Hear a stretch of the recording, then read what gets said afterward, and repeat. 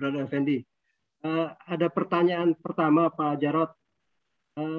Kalau usianya sekarang sekitar 45 tahun ya berarti ya sekitar mirip-mirip usia kita semua ya, 40 50 gitu ya. Yang normal itu seks seminggu itu berapa kali ya? Ini pertanyaannya lugas dan langsung. Bulan sekali. Saya umur 58, istri 56. Jadi kalau pertanyaannya antara umur 50 ya. Ya, berarti kira-kira 8 tahun yang lalu. Mungkin istri saya jawab, habis itu biar Kak Sam. Silakan Bu Jarot. Ya, kalau menurut ilmu katanya laki-laki itu kantong spermanya penuhnya 2-3 hari sekali ya. Yes. Katanya. Tapi kalau saya ditanya pribadi jujur maunya berapa, saya seminggu 2 kali aja dah. Seminggu 2 kali. Ini relatif ya Bapak Ibu ya. Jadi kalau mungkin normalnya 2 kali, mungkin ada yang 3 kali, ada yang kurang dari 2 kali, ya itu pilihan ya. Tapi normalnya saya kira juga kalau saya secara saintis seminggu 2 kali itu normal ya, karena kata 2-3 hari sekali kan itu tampungan si suami sudah penuh ya, jadi buru-buru mesti dikeluarkan. Kalau nggak nanti luber kemana-mana. Oke, terima kasih Pak Jarod. Kalau Kak Sam gimana Kak Sam dan Kak Ani, mungkin ada option lain?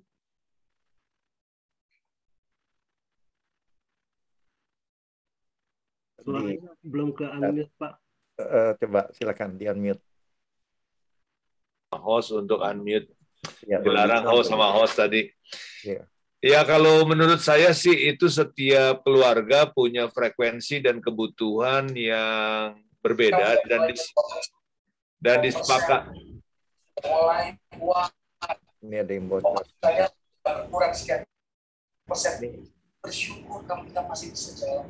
Sebentar ini ada. Bapak Ibu Saudara, mari lebih banyak kita bersyukur. Kalau Tuhan masalah di masa.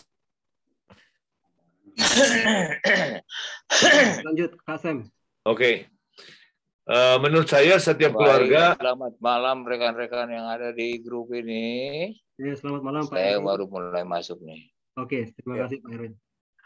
Lanjut Kak Sam.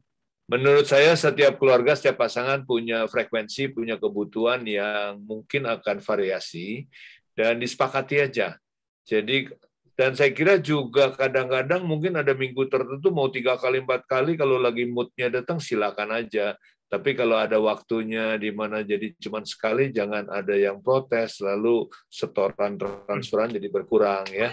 Jadi ya disepakati aja. Ini kan namanya seks itu kalau waktu masih baru nikah itu menjadi juga alat untuk reproduksi.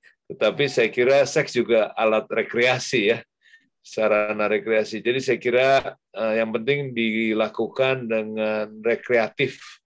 Artinya enjoy dan dinikmati sebagai bagian dari relasi. Dan kembali tadi Pak Jarod sudah katakan, seks itu juga jangan melulu berpikiran artinya harus intercourse. Karena yang namanya seks bisa berupa kedekatan, sentuhan fisik yang sifatnya tidak intercourse, juga kita bisa kategorikan itu sebagai hubungan seks dalam arti kata, mungkin buat wanita bisa lebih mendalam ya. Itu saja Pak Sul.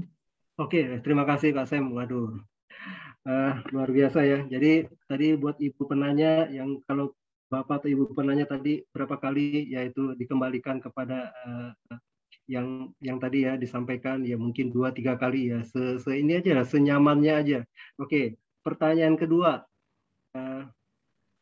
Kalau istri selingkuh, kira-kira ini salah suami atau bukan ya? Silakan Pak Jarod. Iya, dia bilang salah istri. Bapak mau komentar nih Pak. Ya, sebentar Pak. Istri selingkuh salah siapa ya, sama juga dibalik ya, suami selingkuh salah siapa kan gitu kan. Ya, tadi Kak saya udah kesaksian sama Ibu Kak Ani ya, tapi saya balik dulu aja. Saya berjumpa dengan beberapa laki-laki yang selingkuh juga. Ya, jadi saya balik aja gitu ya.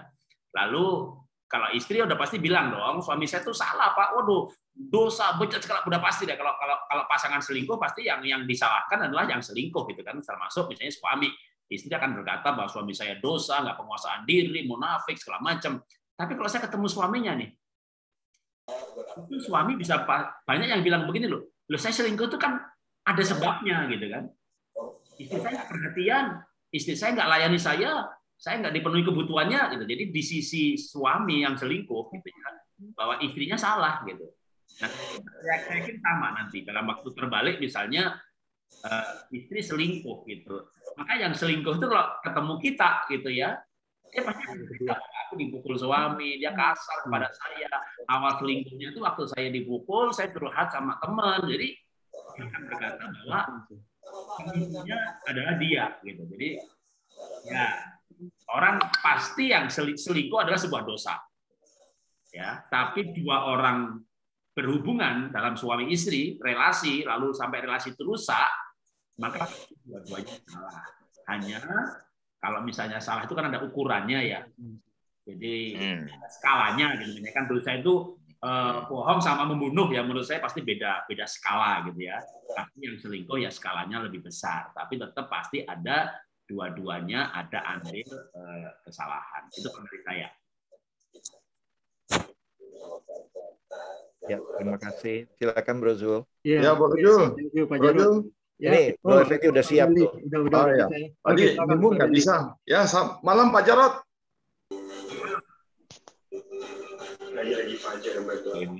Halo Pak Jarot, malam. Malam. Ya, Pak Jarot, saya mau nanya begini Pak Jarot, apakah kita sebagai orang Kristen, kalau kita sudah menikah harus meninggalkan orang tua kita gitu Pak? Hidup harus jauh dari orang tua, nggak boleh tinggal bareng gitu. Seperti di dalam Matius 19 ayat 5. Dalam firman-Nya, sebab itu laki-laki akan meninggalkan ayah dan ibunya dan bersatu dengan istrinya, sehingga keduanya itu menjadi satu daging. Ya. Coba tolong dikomentarin. Meninggalkan secara prioritas. Saya tahun 90 menikah, meninggalkan orang tua saya di Solo, dan saya di Jakarta. Tetapi saya sebenarnya belum meninggalkan secara prioritas, karena waktu saya dapat komisi, diam-diam tak kasih ibu saya. Jadi saya ini ada gaji, istri saya tahu gajinya gaji saya berapa. Jadi kalau gaji itu kami terbuka, ya. Istri saya kerja, bahkan dia gajinya 3 kali saya. Tapi kalau gaji itu terbuka. Nah waktu dapat komisi, diam-diam tak kasih ibu saya. Wah ibu saya dengan polosnya, terima kasih, telepon sama istri saya. Ya kami jadi bertengkar gitu ya. Nah itu membuat saya sadar bahwa sebenarnya saya itu meninggalkan secara fisik. Tapi saya tidak meninggalkan secara prioritas. Kalau menurut saya nggak masalah orang menikah dan tinggal sama mertuanya secara fisik. Tapi dia bisa memberikan prioritas bahwa kalau mau ada pengeluaran, pergi, orang tua itu pemberitahuan, izin itu pasangan. Jangan sudah menikah, tapi mau diajak suami pergi, aku izin mamah dulu. Nah itu berarti prioritasnya salah. Kalau anak tunggal atau anak ajaib, dulu orang tuanya dapatnya susah, atau anak bungsu, yang lain merantau semuanya, ya nggak mau punya pasangan seperti itu, dia akan merawat orang tuanya. Jadi bisa kok, ya tinggal serumah dengan orang tua atau mertua itu tidak masalah. Apalagi sekarang saya udah 3 tahun, mertua saya ikut saya di sini. Tapi prioritas kita pasangan. Jadi kalau menurut saya meninggalkannya itu dalam arti kan ayat yang lain mencintai orang tua, menghormati orang tua, hormat orang tua supaya panjang umur. Ayat soal itu juga banyak. Maka meninggalkan di sini saya lebih menekankan dalam arti prioritas. Ya, itu dari saya Pak Effendi. Ya, makasih Pak. Yes. Silakan Bro Zul. Oke, terima kasih Pak Effendi, Pak Jarot jawabannya. Ada pertanyaan lagi nih buat Kak Sam nih, Kak Sam. Celah apa yang membuat kejatuhan pertama kali? Jadi mungkin maksud penanyanya kira-kira celah apa yang bisa bikin rumah tangga itu rusak gara-gara kejatuhan pihak suami atau istri? Kira-kira apa yang mesti kita antisipasi kalau kita sudah tahu kira-kira celah apa yang memungkinkan? Ya, terima kasih Pak. Jadi bagi yang bertanya dan juga buat teman-teman, secara umum pernikahan itu pasti sensitif terhadap serangan-serangan yang namanya tadi seperti Pak Jarot sudah sampaikan ya. Saya kira ini hal-hal yang tentunya perlu diperhatikan. Tetapi yang biasanya yang paling menurut saya akhir-akhir ini dan semakin rentan adalah masalah komunikasi dan relasi. Ya, komunikasi dan relasi. Kenapa? Karena himpitan, tekanan, tantangan yang ada baik dunia usaha, baik dunia pada umumnya itu semakin berat dan semakin keras hidup ini, ya. Dan hubungan suami istri itu perlu menjadi sahabat, perlu menjadi sekawan, bisa saling menopang, saling mendukung, saling menutupi, ya. Mitra kerja lah intinya. Ini sebentar saya mute dulu. Ya. Jadi bisa menjadi pasangan yang saling mendukung, saling menghibur, saling menyembuhkan, bukan menjadi pasangan yang saling nembak atau saling menyakiti, saling menyalahkan. Ya, saya kira salah satu yang paling penting untuk kita sama-sama hari-hari ini sebagai pasangan kita bangun dan kuatkan dan jaga adalah hubungan dan komunikasi. Semoga ini membantu.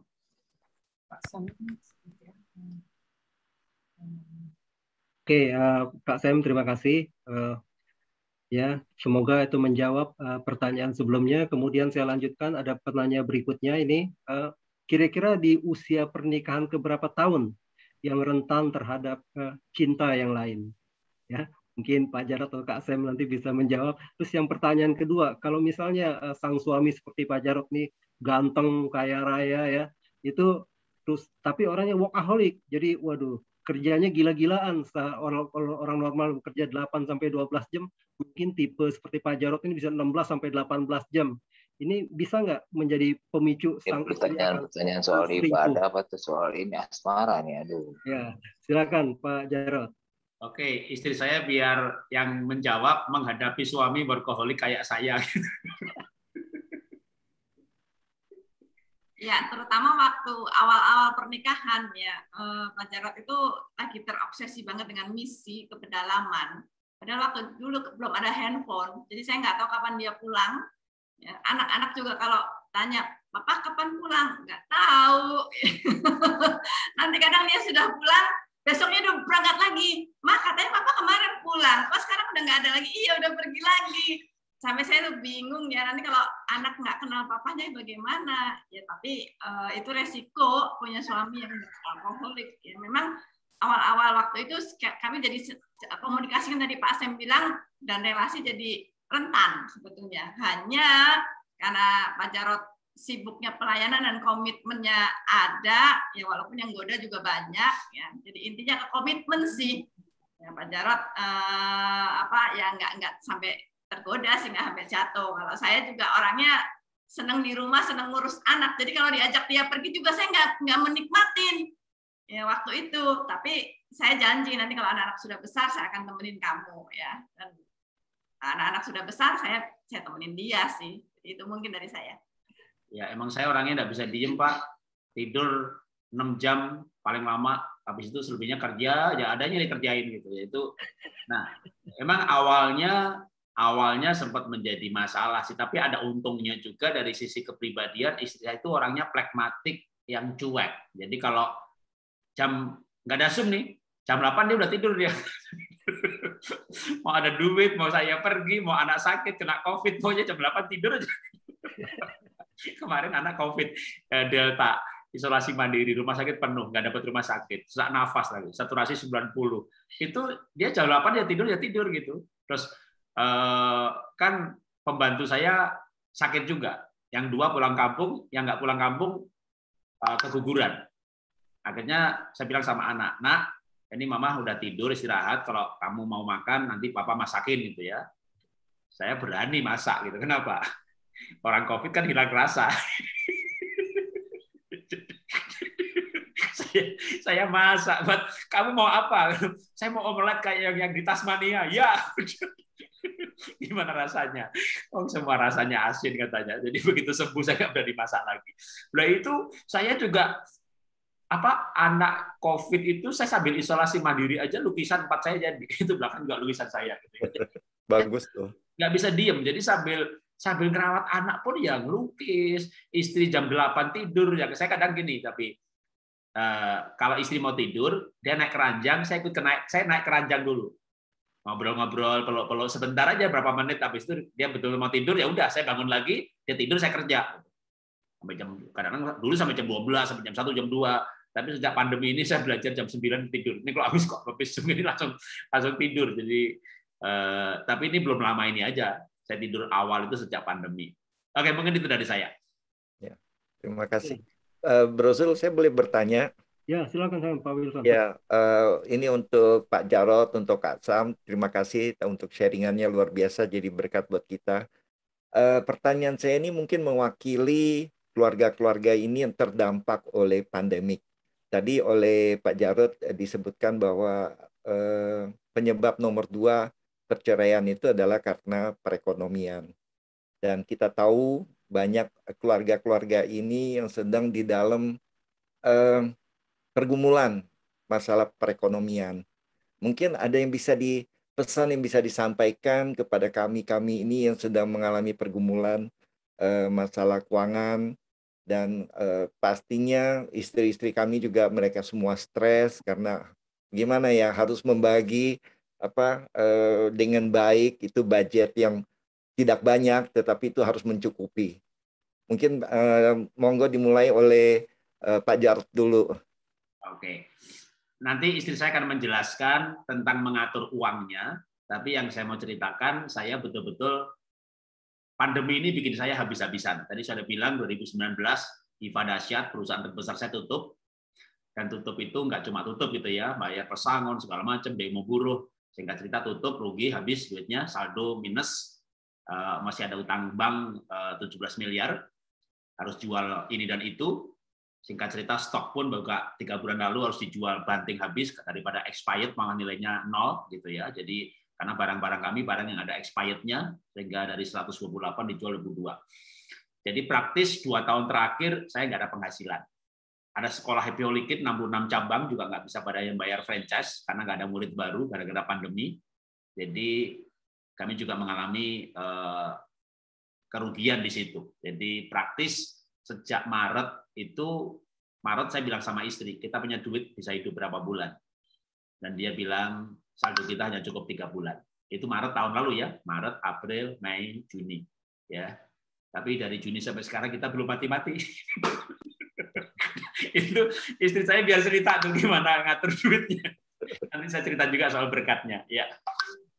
Ya, sebetulnya saya dapat ilmunya dari mertua saya ya. Karena kan Pak Jarod kan dulu miskin-kin ya. Tapi bisa hidup, bisa pinter gitu. Itu mertua saya itu makan, kalau mau makan dia bawang merah itu dia nunggu, kalau pasar tuh kan ada truk ya. Kalau muatin bawang tuh bisa ada jatuh-jatuhnya tuh ya. Dia ambilin dari situ atau kadang kulit-kulitnya. Lalu beras dia beli yang menir. Ya.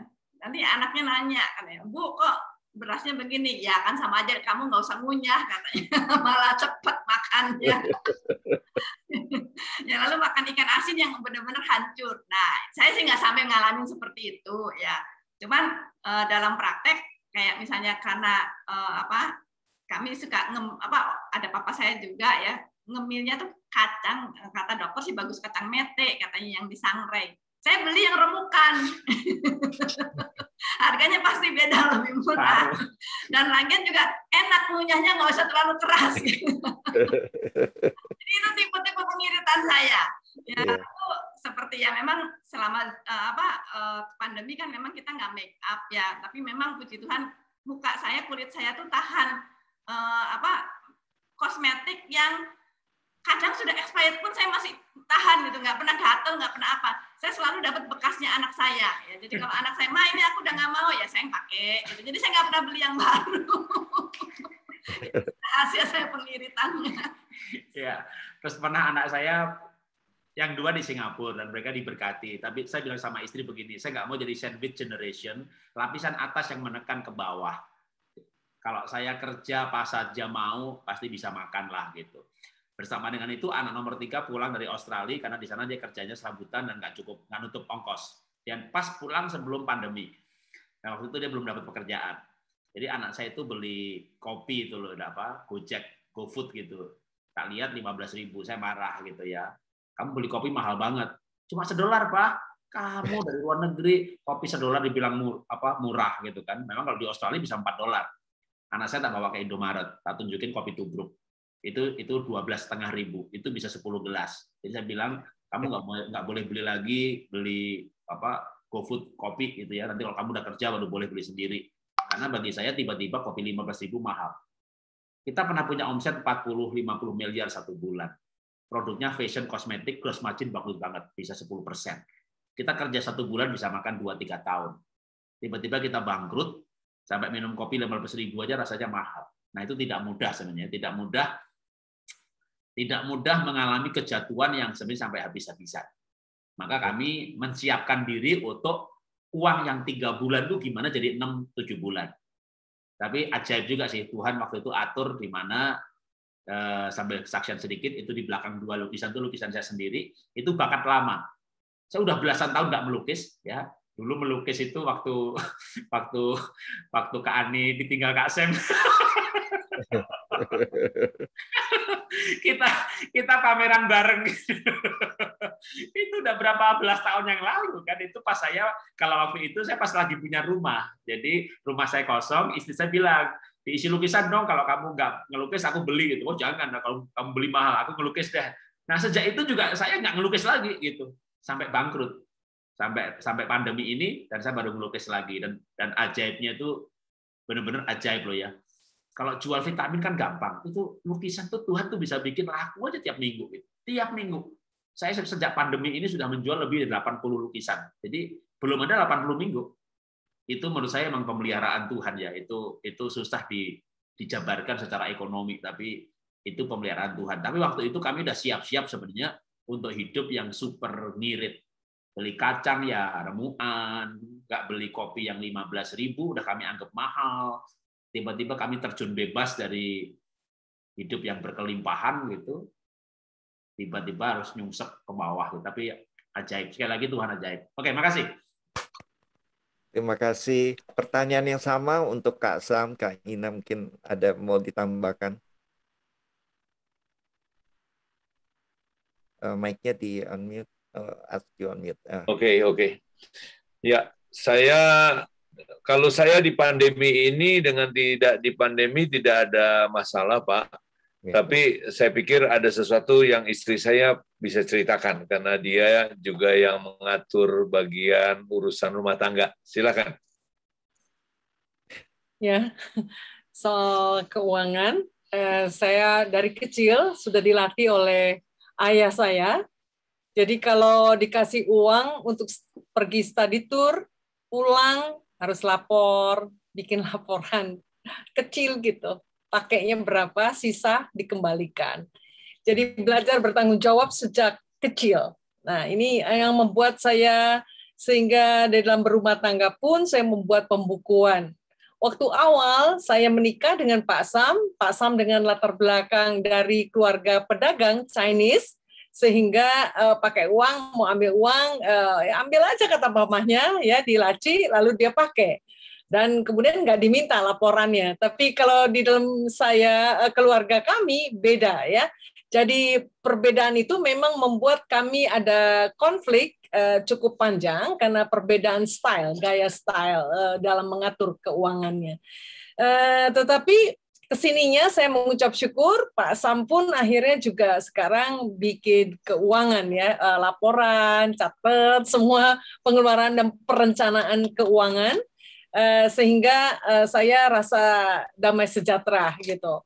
Kalau yang dulu-dulu ya begitu, sayanya rapi, teratur, tetapi Pak Sam nggak bisa. Jadi itulah yang membuat kami akhirnya sekarang saya mengucap syukur karena keuangan kami boleh sama-sama terbuka dan mengaturnya bersama-sama, mendiskusikan segala pengeluaran. Dulu ngumpet-ngumpetan ya, tapi sekarang enggak lagi gitu, terbuka. Ya, terima kasih. Thank you. Kak Sam mau ditambahkan? Ya, buat teman-teman di forum ini, saya ingin ingatkan bahwa ada atau tidak ada uang sebenarnya tidak pernah perlu kita risaukan. Tetapi kita semua punya Tuhan. Dan kadang-kadang ketika kita tidak punya uang atau penghasilan menurun, kita perlu cari Tuhan untuk kita menemukan bagaimana Tuhan memimpin dan memberikan cara dan jalannya. Ya, jangan cemas. Seringkali kita berpikir mesti ada uangnya dulu baru kita tenang. Nah, ini menunjukkan bahwa bukan Tuhan yang memberikan kita ketenangan. Jadi ketika kayak seperti Pak Jarod ya, ketika ada masalah terjun bebas, nah Pak Jarod menunjukkan kepada kita bahwa dia pasti cari Tuhan. Apakah dengan cari Tuhan langsung semuanya beres? Enggak. Tapi di sini Pak Jarod dan Ibu dan banyak di antara kita akan mengalami pengalaman yang tidak pernah terjadi kalau nggak terjun bebas. Ya, nah ketika mengalami kebersamaan dengan Tuhan ini, itu yang indah. Dan saya yakin Pak Jarod dan Ibu dan teman-teman juga yang lain yang punya kesulitan pasti punya pengalaman mengenal Tuhan lebih. Saya percaya bahwa tidak ada sesuatu yang diizinkan Tuhan, tidak ada rencana. Di balik itu pasti ada rencana. Jadi saya ingin kuatkan, jangan khawatir, apapun yang terjadi, carilah Tuhan, maka Tuhan akan memberikan kita pimpinan dan bimbingan dan kekuatannya. Amin. Amin. Thank you. Thank you, Kak Ani. Oke, kita lanjut lagi ini. Makin malam makin seru nih, makin banyak pertanyaan yang mesti dijawab nih. Ini pertanyaan untuk Pak Jarod ini dari seseorang ya. Pak, saya pernah dapat pengertian berbeda dari seminar tentang Kejadian 3 ayat 16 ini ya, terkait dengan kata birahi ya. Menurut Net Bible, birahi di sini adalah keinginan untuk mengontrol atau keinginan untuk menjadi kepala. Nah, kalau menurut Pak Jarod bagaimana? Ya, betul. Jadi birahi di situ kalau kita baca juga Alkitab berkelimpahan atau yang Sabda ORG, Sabda online ya, Kak, Alkitab online itu di bawahnya kan juga itu sebenarnya versi hidup berkelimpahan ya. Itu desire to control. Jadi memang kata birahi di situ bisa birahi dalam arti yang sebenarnya ya birahi seks ya, itu bisa. Tapi birahi kalau itu birahi yang seks itu lebih ke arah mood sebenarnya. Jadi kalau istri itu birahi kepada suami, mood maksudnya moodnya istri itu harus dipenuhi oleh suami, gitu ya. Tapi juga bisa arti kedua. Jadi sebenarnya desire to control itu arti kedua. Karena memang kalau dari bahasa asli terus lalu dikembalikan ke bahasa Indonesia atau dari bahasa asli ke bahasa Inggris lalu ke bahasa Indonesia, semua kata Ibrani itu nanti akan muncul beberapa arti, gitu ya. Itu memang ya itu betul ya. Jadi makanya kenapa itu kalau di buku saya yang judulnya Pemulihan Pernikahan itu saya sebut dengan kutuk pernikahan. Nah, itu kata birahi justru saya artikan sebagai desire to control. Kenapa kutuk pernikahan? Pengen menguasai tapi dikuasai. Jadi kutuk pernikahan itu ketika suami istri saling kuasa menguasai. Padahal harusnya saling mencintai, bukan kuasa menguasai. Pengen menguasai, maka di ayatnya kan itu perlengkapnya begini. Kamu akan birahi kepada suamimu, tetapi suamimu akan berkuasa atasmu. Kenapa birahi itu dilawannya dengan tetapi suamimu akan berkuasa atasmu? Tapi birahi di situ dalam arti hasrat seksual juga bisa. Dalam arti mood ya, bukan dia pengen mood, pengen dicintai, tapi dikuasai. Loh, pengennya dicintai kok dikuasai gitu loh. Jadi mood di situ dia pengen moodnya dimengerti, pengen perasaannya dipenuhi kebutuhannya. Tapi kenyataannya dikuasai. Nah, itulah kutuk pernikahan. Nah, lepas dari kutuk, kalau suami memenuhi moodnya istri, bukan menguasai, tapi mencintai, karena istri akan mood kepada suami. Jadi di sini maka arti birahi itu dengan dua arti pun sama ya, sekalipun disambungkan dengan kalimat berikutnya. Kamu akan mood kepada suami, tapi suami akan berkuasa di atasmu. Nah, ini kan kutuk pernikahan. Yang satu wong pengen dikasihi kok kenyataannya dikuasai, gitu ya. Tapi kalau itu diartikan sebagai keinginan berkuasa tapi dikuasai, ya bisa juga. Jadi memang dua arti itu tidak saling berlawanan, tapi saling melengkapi. Karena memang kalau dibaca penjelasan arti kata itu nanti muncul beberapa makna dari satu kata. Ya, tapi itu bukan makna yang berbeda, tapi satu areal. Karena kalau disambung dengan kalimat berikutnya, jadi kayak Kadang-kadang kalau di bahasa Ibrani itu kan kayak bukan kayak kata itu dalam kalimat yang mana baru mengandung arti. Jadi nggak dicomot satu gitu ya. Birahi tetapi suamimu akan berkuasa. Jadi sehingga kata birahi itu harus disambungkan dengan kata tetapi. Nah, itu dua makna itu masuk gitu. Ya, silakan lanjutkan. Oke, thank you Pak Jarod. Saya lanjutkan pertanyaan berikutnya. Ini mungkin Kak Sam dan Kak Ani bisa memberikan pandangan ya. Ada nggak tipsnya kalau pasangan itu lagi berantem ya? Apakah harus tetap mesbah berdua atau keluarga gitu? Atau ada tips lain yang perlu dilakukan pada saat pasangan lagi ribut? Gimana Kak Sam dan Kak Ani? Saya duluan ya. Ya, silakan Kak Sam. Kalau menurut saya bahwa yang namanya bertengkar itu sesuatu yang saya anjurkan. Saya anjurkan sejak pranikah juga jangan dibiasakan. Jadi saya sedang membimbing satu pasang pranikah. Mereka bertengkar lumayan cukup sering, sebulan lebih dari sekali, 2 kali. Saya bilang ini perlu dipikirkan loh, karena kalau ini sudah jadi kebiasaan, nanti menikah jadi lebih runyam, ya. Jadi bertengkar sebulan sekali itu udah terlalu sering. Nah, juga begitu menurut saya dalam pernikahan seringkali kita cenderung sudah terbiasa dan membiasakan diri untuk bertengkar. Nah, pertanyaannya tadi, apakah kalau bertengkar berdoa? Pertanyaannya, ya bagaimana caranya supaya kita jangan bertengkar? Nah, saya kira Full Gospel ataupun Gereja Tuhan, saya kira perlu banyak melakukan seminar dan pembinaan Pak Wilson atau Pak Zul, bukan cuma seminar terbuka seperti ini, saya kira memerlukan beberapa sesi yang runut ya, supaya jangan sampai bertengkar itu jadi solusi atau jadi luapan gitu ya. Kenapa? Karena yang namanya bertengkar itu yang menang jadi abu, yang kalah jadi arang ya. Jadi jangankan bertengkar ya, berdebat aja nggak ada gunanya. Jadi menurut saya pertanyaannya bukan lagi bertengkar apakah kita saat teduh atau apa tadi mesbah keluarga ya.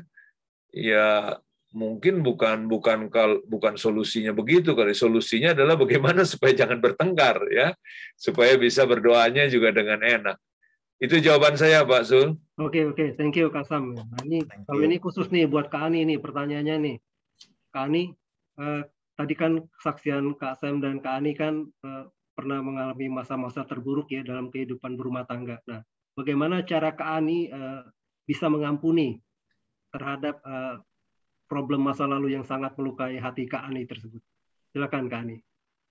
Iya, pertama-tama tadi saya sudah ungkapkan tentang pertobatan saya dalam arti saya akui bahwa saya sebagai seorang yang mungkin pengenalan akan Tuhannya minim walaupun sudah ada di dalam pelayanan ya, dan bahkan menjadi istri pemimpin ya.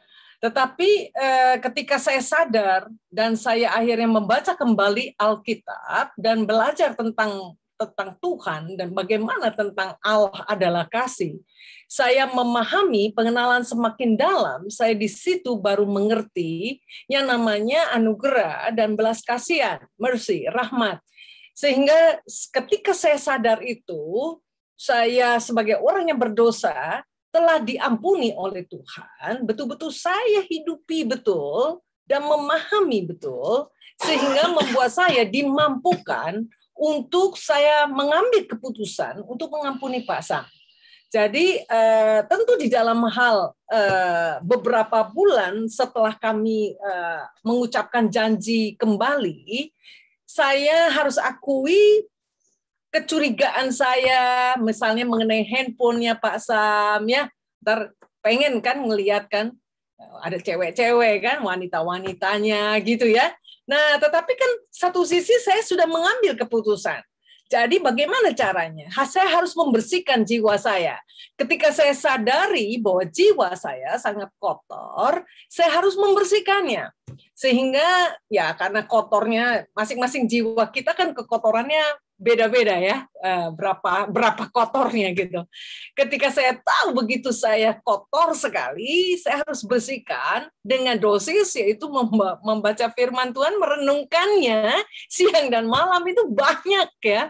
Jadi bersih gitu ya. Dan itu membuat saya diperbaharui, mengalami metanoia, ya, pembaharuan pikiran. Sehingga ketika melihat Pak Sam, lalu kemudian keingat lagi akan hal-hal yang menyakitkan, saya bisa change di dalam otak saya, dalam pikiran saya, yaitu menggunakan pikiran yang baru. Bahwa Pak Sam adalah suamiku, manusia yang baru. Yang lama sudah berlalu, yang baru itu muncul. Dan saya telah menerima anugerah Tuhan, dan Pak Sam pun demikian juga. Nah, sehingga saya mengucapkan firman itu, Bapak, Ibu, saya bisa action dalam arti mengekspresikannya dengan cara suatu hari begini. Saya berkata kepada suami saya ketika sudah 5 bulan kami baikan lagi kan, tidur bareng. Saya bilang begini, Papi, sekarang saya nggak mau lihat-lihat HP Papi lagi. Ya. Lalu apa reaksi Pak Sam? Saya berkata bahwa saya percaya kepada Papi. Ya. Lalu Pak Sam itu wah menjerit kesenangan ya. Yes gitu loh, yes sampai begitu ya. Karena kalau seorang suami dipercaya, rupanya senengnya sampai kayak gitu ya.